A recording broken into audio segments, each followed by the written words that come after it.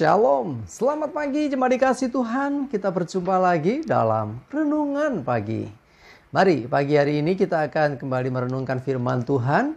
Supaya dengan firman Tuhan inilah iman kita dibangun. Dan dengan firman Tuhan juga kita akan mendapatkan tuntunan.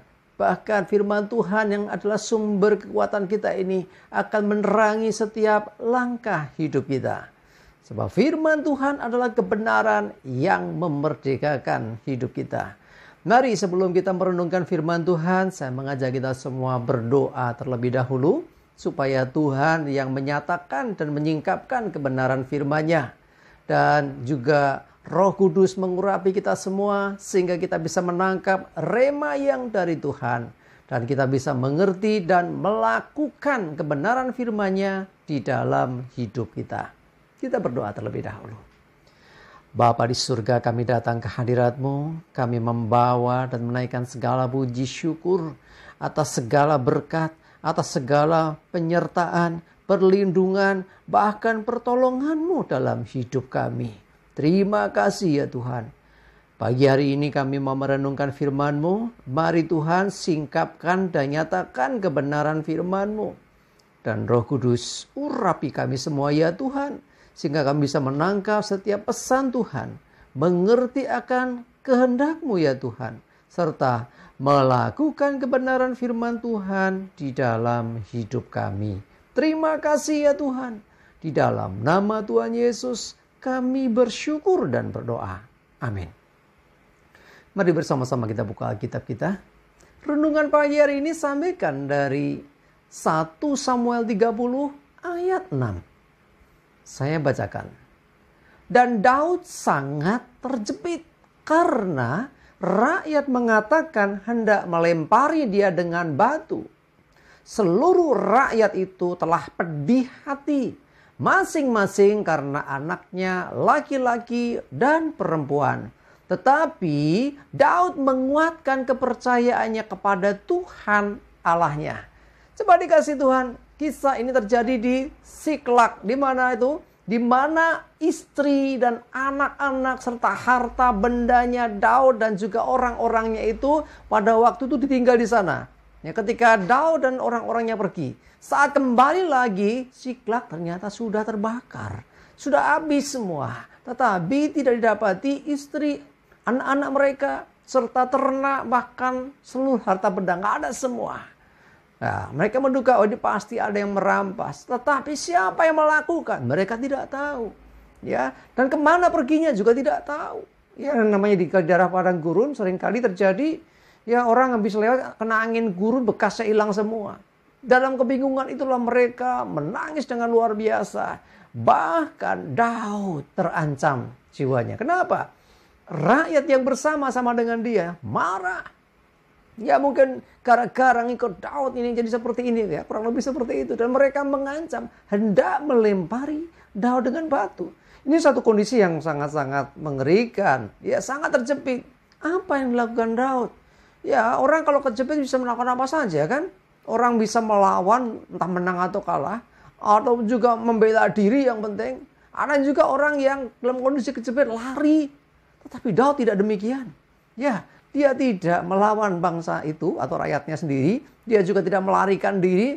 Tetapi justru dia menguatkan kepercayaannya kepada Tuhan. Ini yang luar biasa. Ya, dia, kalau kita baca selanjutnya minta baju efod. Dia mulai minta petunjuk Tuhan.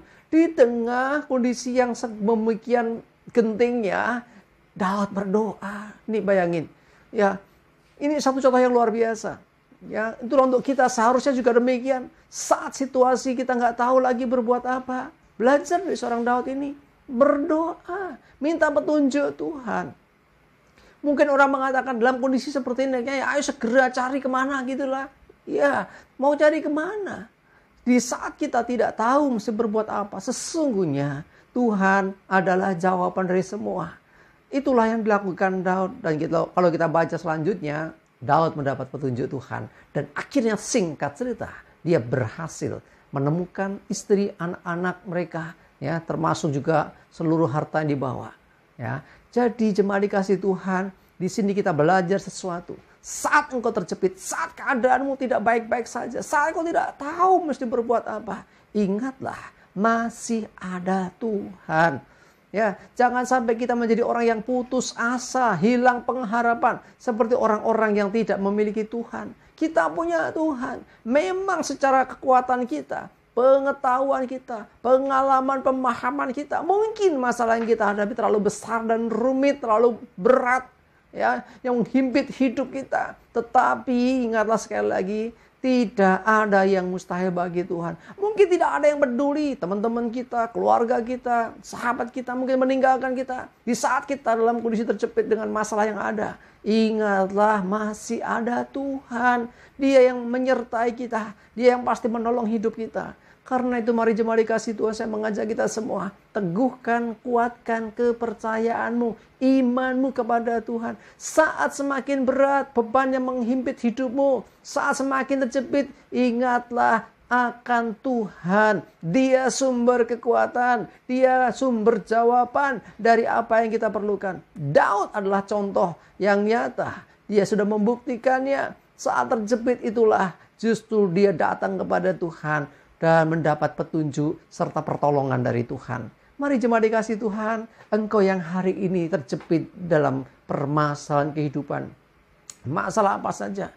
Masalah rumah tangga, masalah perekonomian, masalah pekerjaan, mungkin yang sekolah masalah studi, atau mungkin yang anak muda tentang pasangan hidup atau apapun, ingatlah bahwa engkau enggak sendiri. Masih ada Tuhan. Ingat, kita punya Tuhan Allah yang hidup, yang sanggup melakukan segala perkara, bahkan jauh melebihi apa yang bisa kita pikirkan dan doakan. Mari jemaat dikasih Tuhan, belajar dari seorang Daud yang sangat-sangat situasinya kritis istilahnya. Ya, genting sekali. Bayangin, sudah diancam mau dilempari batu. Ini kan kondisi yang sangat-sangat kritis. Tetapi disitulah justru iman Daud kelihatan dengan jelas. Dia tetap mengandalkan Tuhan. Dia tetap percaya kepada Tuhan. Bahkan dia berdoa minta petunjuk Tuhan. Mari jemaat dikasih Tuhan. Belajar dari Daud inilah membuat kita harusnya belajar juga untuk menerapkan dalam hidup kita. Saat kita terjepit. Saat tidak ada jawaban lagi. Ingatlah ada Tuhan yang akan beri petunjuk kepada kita. Amin. Kita berdoa. Tuhan, terima kasih, kami bersyukur pagi hari untuk pelajaran berharga dari seorang Daud.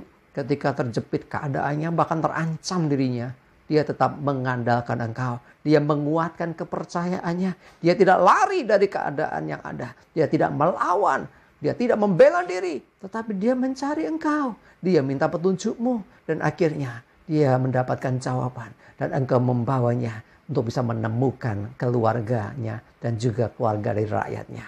Kami bersyukur untuk pelajaran berharga ini Tuhan. Kiranya juga Tuhan menolong kami yang dalam pergumulan hari-hari ini mungkin berat, mungkin rumit, mungkin sulit. Tetapi kami percaya ketika kami tetap beriman, tetap percaya kepadamu, maka Engkaulah Tuhan yang menjadi sumber jawaban bagi setiap permasalahan kami. Terima kasih Tuhan, kami bersyukur. Menyerahkan hari ini hidup kami dan segala aktivitas kami.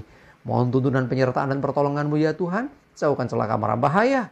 Damai sejahtera, sukacita, kesehatan, kekuatan yang dari Tuhan menyertai kami semua. Dalam nama Tuhan Yesus kami bersyukur dan berdoa. Amin.